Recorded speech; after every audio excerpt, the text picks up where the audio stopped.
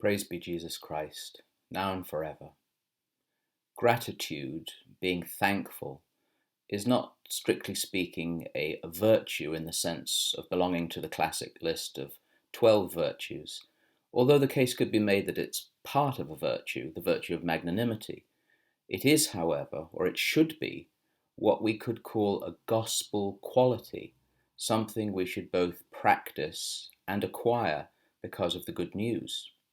Entering a village, Jesus and his disciples encounter 10 lepers, surely a terrifying sight. The lepers beg Jesus to heal them, which with divine magnanimity he does. As the scripture tells it, one of them, realizing he was cured of this terrible affliction, rushes back, falls on his face before Jesus, and thanks him. Jesus questions where the other 9 were, who had also been healed, and asks why they had failed to give thanks, especially as the only one who returns was a foreigner.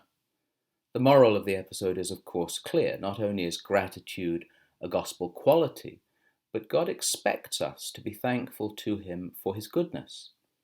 Yet, as with all the scriptures, there are so many lessons and depths to discover, which is why we can hear or read the same passage thousands of times and still discover something new if we have the eyes to see and the ears to hear.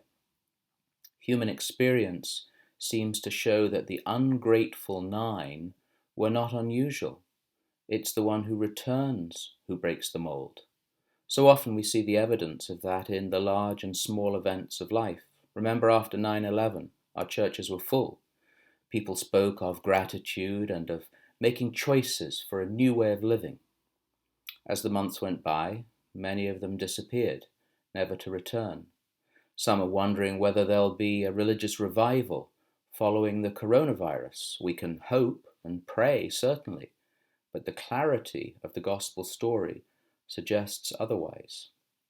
Jesus, in this encounter with the one who returns, is clearly dismayed by the lack of gratitude of the other 9. If gratitude, in a sense, doesn't come naturally, it must be learned and, above all, practiced, like the other virtues. G.K. Chesterton, who will one day, please God, become the patron saint of journalists. Some people say he couldn't become a saint because he was fat and drank beer. I say we need a fat, beer-drinking saint.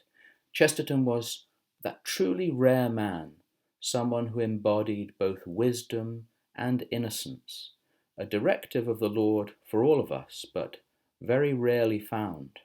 When it is found, as it was in Chesterton, you can be sure that person is both gracious and grateful.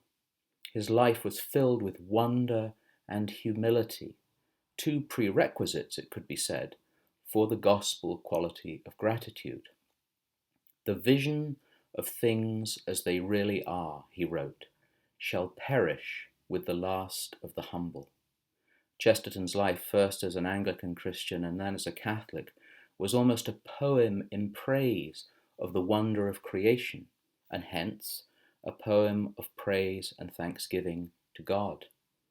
Things as they really are, the world being held in the hand of God and showered with blessings, should elicit from the believer an outpouring of gratitude even in times of trial. To let no bird fly past unnoticed, to spell patiently the stones and weeds, to have the mind a storehouse of sunsets, requires a discipline in pleasure and an education in gratitude. There's our gospel lesson from the pen of Chesterton. To have wonder, we must discipline our legitimate pleasures, and we must be taught to be grateful.